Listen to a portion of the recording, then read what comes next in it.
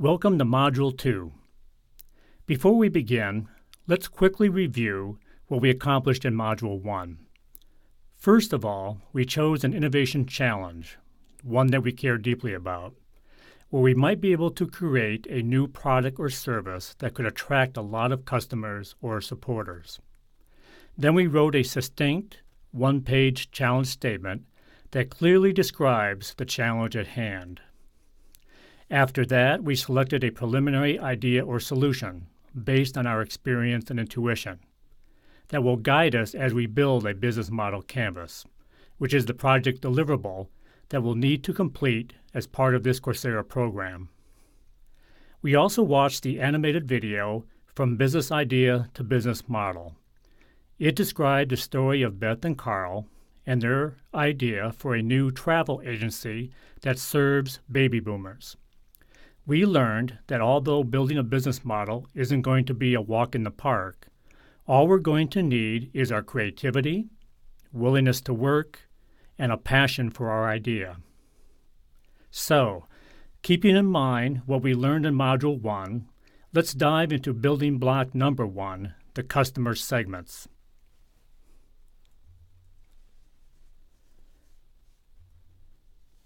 At the basic level, customer segments represent the different groups of people, or businesses, or organizations that you aim to reach and serve. It's important to remember that it is profitable customers that comprise the heart of any business model. As many entrepreneurs already know, not all customers are good customers. To best satisfy customers, it's best to group them into distinct segments based on common needs, problems, or behaviors. Successful entrepreneurs and innovators make conscious decisions about which customer segments to serve and which segments to ignore. As Jim Collins, the world-famous expert and author on the subject of leadership, says, what great leaders have in common is the ability to start each day by writing their to-do list and, just as importantly, writing a what not to do list. This is why it's highly recommended to choose only one customer segment as a starting point for our new business or our new innovation. Customer segments typically fall into 3 categories. The first one is what's called the mass market. This is where we focus on one large group with broadly similar needs. Next is niche markets. Sometimes it's better to cater to the needs of a very specific group with very specific needs. And then last is segmented markets. This falls somewhere in between mass and niche markets. This is where we distinguish between groups with very slightly different needs. As I mentioned in Module 1, I thought it was fair if you have to complete a project that I should too. At Kennesaw State University, where I work, we're passionate about providing students with practical, job-ready knowledge. What is our challenge? With so many students and a limited number of career planning advisors on staff, how can we effectively help 34,000 students each and every year find the jobs and careers of their dreams? What is our idea? There's a group of us who are trying to be innovators and entrepreneurs. By the way, you are an entrepreneur when you're trying to be an entrepreneur inside of an organization owned by someone else. Gifford Pinchot III, who invented the word entrepreneur, describes entrepreneurs as dreamers who do. So, as a team of innovators and entrepreneurs inside of a very big university, we want to develop a career readiness mobile learning program that delivers research-validated career planning knowledge and skills using an innovative online gamification platform.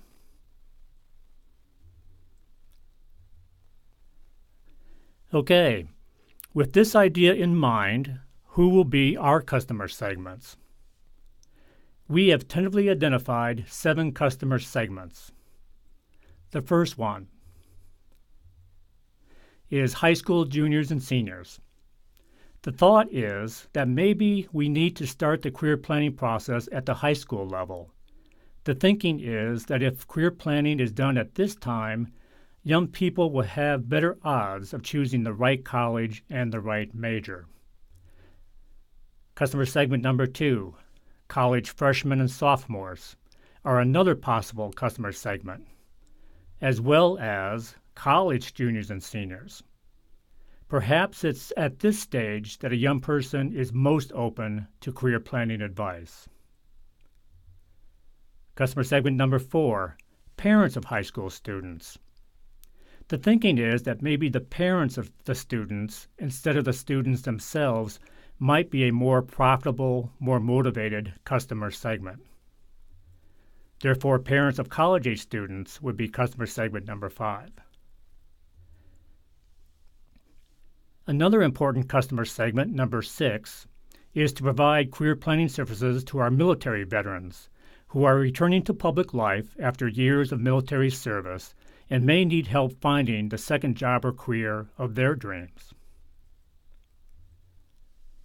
And last, customer segment number 7, might be other colleges and universities who are struggling with the same challenge that we are. Okay, it's very tempting to decide, let's try to reach and serve all of these customer segments. They are all important, and they all need help with career planning. However, as we've learned, it's best to start by choosing just one customer segment. And if we're successful, and only then will we consider expanding the business and reach out to the other segments. Okay, for my business model canvas project, I've decided to choose customer segment number 5, the parents of college-age students. I'm thinking that they would be the most interested in buying the Career Readiness Mobile Learning Program. What this customer segment has in common is a deep love for their children, a strong desire to help them find a satisfying career, and a keen interest in getting a good return on their investment in their children's college education. Because of these factors, this customer segment might be the most motivated to pay a fair price for a very high-quality career planning program.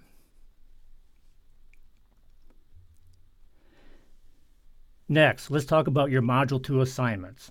First, make sure you participate in the discussion and answer the question, what is the most important thing I learned while watching the animated video titled Visualizing Your Business Model?